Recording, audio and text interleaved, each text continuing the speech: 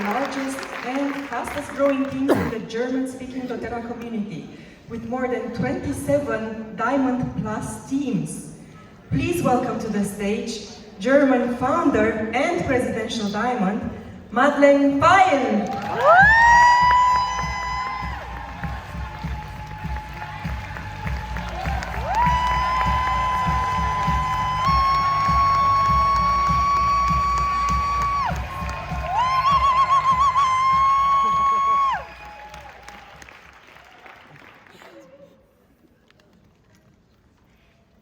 Are you completely comfortable with calling yourself a leader? That was the question that you were asked yesterday at one of the sessions. And 52% of you in this room said no, or not sure. But still, we are at a leadership event, right? I mean, you could argue that you're here to learn more about leadership, of course. But being here at this event means you've already walked quite a journey with doTERRA. Every one of us is leading a team. Each of us has people coming to us, asking for advice or guidance. But still, to give this title to ourselves, I am a leader, has a level of presumption or even arrogance. I think it's very interesting that we treat leadership like something so much bigger than us. Like it is something that one day we deserve, one day, not now. But what if I tell you that this is actually not true? That you don't need to write a best-selling book, have thousands of followers, or years of business experience to call yourself a leader. And also, to be honest, you don't have to, let's say, hit presidential diamond to finally say, now I'm a leader. I have the big privilege to lead a team with more than 300 silvers and around 30 diamond plus. A team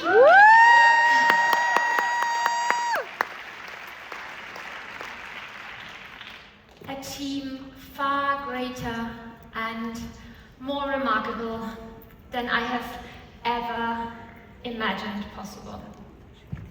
And today I'd love to share with you what I've learned about leadership in the past 8 years of walking and also growing alongside this beautiful team. And I want to start with a very personal story, a story that I have never shared on a big stage like that. When I was around 20 years old, I developed a chronic disease. A condition so severe that it forced me to spend many years of my life in bed with excruciating pain, a pain that I wish no one ever experienced. And as you can imagine, over these years and in all those moments, I struggled a lot. I struggled with life, I struggled with God or the universe. I struggled with myself. But above all, I struggled with not feeling safe at all. Neither in my body, I didn't feel safe there, nor in my mind. Pain was my constant companion, And it left me with the feeling that this world is certainly not a safe place for me. And to be honest, I also felt very alone and isolated in my experience, even though my beautiful husband, my wonderful family, and the best friends you can imagine did everything to help me. They couldn't really lift this weight of my burden. Maybe some of you know this feeling that you experience something so traumatic or intense that you feel alone. Maybe lift your hand that I see you on board. Some of you did. This sense of being somehow different, disconnected, and in constant fear of a pain attack, fear of a flare-up, created a deep longing inside of me, a longing for safety, for belonging, for connection. And over time I realized this longing was not only about me. This longing started to shape the way I wanted to show up for others. Because once I learned what I need to feel safe and how to find safety within myself, regardless of the circumstances around me, I felt a strong desire to create that same feeling of safety for connection for others, to build spaces and communities where people can feel safe, seen and accepted, no matter what season of life they're in, whether they're facing challenges or hardships, or growth and triumph. Why do I share this personal story with you? I share it because I truly believe that the longings we carried when we were younger, the very things we most deeply needed, but maybe didn't always receive, are what shape us into the leaders we are or eventually become one day. Because over time, those longings turn into lessons. And those lessons turn into our values. And those values pave the way how we show up for others. And often, what once felt like our greatest burden becomes the very gift the world needs. In simple terms, what we once wished we could have had is exactly what our people, our team needs today. And you know, as unique as we all are in this room, and we are, most of us want the same things. Let's call it universal longings. Let's have a closer look at these universal longings. You know that at our core, at our heart, we as human beings are wired for connection.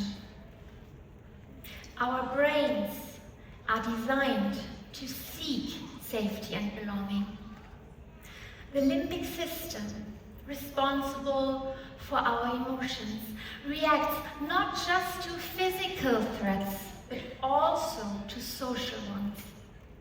A dismissive comment from a leader or a feeling of being left out can trigger the same stress response as a physical danger or a pain. I say that again because I think it's so important. Hear a word of discouragement from others, but also negative self-talk like, I will never be good enough. I will never be as successful as that other person sitting in the room maybe right now, can trigger the same stress response in our body than physical pain. Isn't that crazy? On the other side, words of genuine support can release oxytocin, the bonding hormone, fostering trust and a willingness to collaborate. The people we work with, our team partner, our leader, should hear words that make them feel safe, seen, and accepted. What you are sharing matters. It matters. It's okay to make mistakes. We're all here to learn and grow. I see you.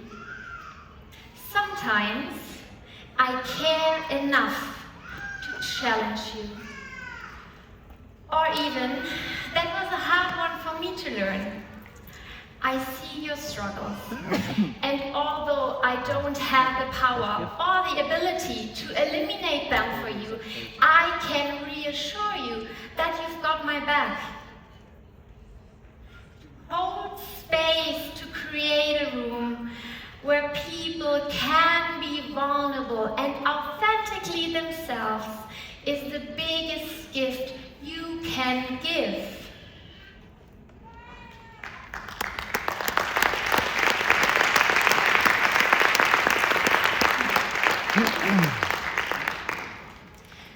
So maybe you're asking yourself, how do I recognize a leader, a good leader? In the beginning, I told you, it's not about the rank. We also heard that from Melody, for example, earlier. It's not about the rank, not about the fame, the look, and not about the money. It is as simple as that.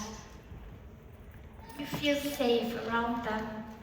Safe to speak, safe to fail, safe to succeed, safe to be authentically yourself.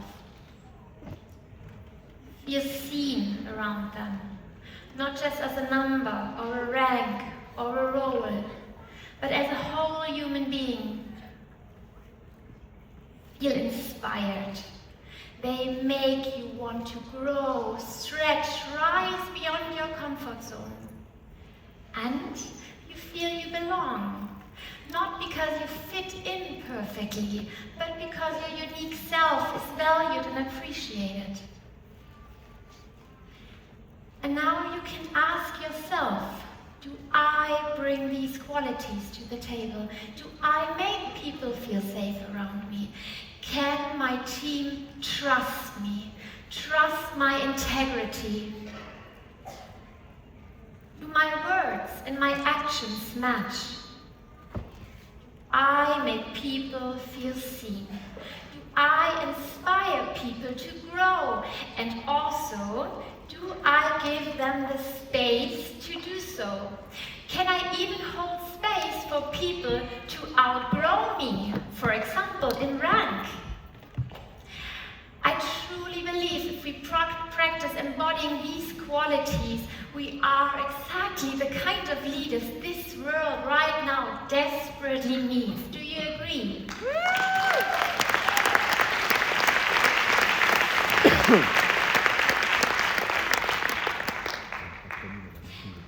But let me be clear. It's not all love and rose petals and sunshine. Leading a team can be tough. Most of us, we learn by doing. We learn through our personal stories, just as I have learned a lot about safety, about belonging, about acceptance through my own journey. You have learned through yours. But we also bring all our triggers and insecurities into this business. Feelings of inadequacy. Sometimes everyone else seems smarter, faster, more successful. Who knows this feeling? I certainly do. Yeah. And so in a doTERRA family, like in a doTERRA team, like in every family, there will be conflicts. Different opinions, different approaches. And sometimes that can feel like the exact opposite of leadership with love. But it's not. It's part of it. The problem is never the conflict itself, The problem is how we deal with it. Friction forces us to look deeper. Every trigger shows us something about ourselves, right? And when we dare to have the difficult conversation, instead of avoiding it or pushing it away, we can learn a lot. We can move from protecting our ego to building real deep connection. Conflicts are the place where inner growth can happen if we let it happen. And I also want you to know that our capacity to handle tough situations and move through them is something that really can be trained. I feel like it's like a muscle, you can train it. So instead of being embarrassed or pushing it away the next time you have a difficult situation in your team, say, I am ready. I am ready to face it. I'm ready to challenge myself. I will not waste this trigger. Instead, I use it and I learn. You might be thinking, that's all great, but how do I actually handle this or that challenging situation? I love that also Melody and her husband shared some practical tips, and I want to share also 3 practical tips with you. Number 1 is pause before reacting. When a conflict arises, take a moment before you respond. This allows you to respond with intention instead of acting out of an emotion. One of my favorite quotes is from Viktor Frankl. He's a famous Austrian neurologist. He says, between a stimulus and a response, there's a space. In that space lies our power to choose our response. In our response lies our growth and our freedom. And I could not agree more with that. Nothing good ever came out of an impulsive or angry message to one of your leaders, right? Number 2, seek to understand, not to win. Maybe you've already realized something. In network marketing, there's basically no way out. Once a team, always a team. And that can feel intense sometimes. But there's also a lot of beauty in it. The only way out is through. Avoiding a conflict and hoping it will magically disappear someday is usually not the best approach. So when you enter a discussion, it's not about winning, it's about understanding even, and that is important, even if you disagree. One big thing, and maybe some diamond and above, so the higher ranks will not like that too much, but I'm pretty sure a lot of you also will agree. Just because you are the upline to someone else, or you have the higher rank, doesn't mean you're always right. Just admit in case, yeah.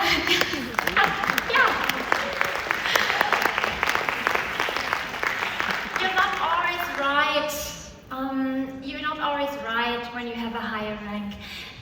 It's such an important foundation for working together on eye level with respect for each other.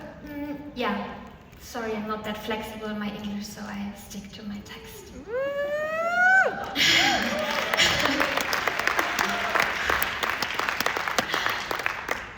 Number 3, name it and normalize it.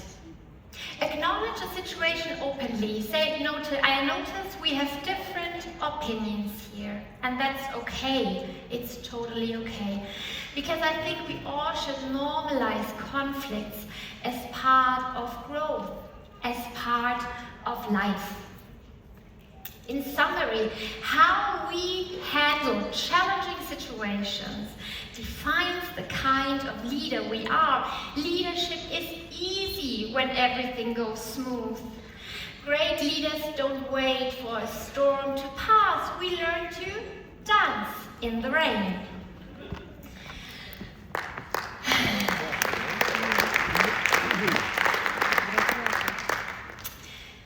So, my time today comes to an end, and I want to close by saying it is no mistake that you are here in this room. With your decision for doTERRA and also hitting the leadership ranks of Silver and above, you are committing yourself to something big. Simon Sinek says leadership is not about being in charge, it's about taking care of those in your charge. And if you create an environment where people feel safe, seen, valued, and inspired to grow, you are a true leader right now. Don't wait for anybody else to give you the permission to lead with love, and don't ever underestimate your power to create a ripple effect of beautiful leadership in your team. Thank you.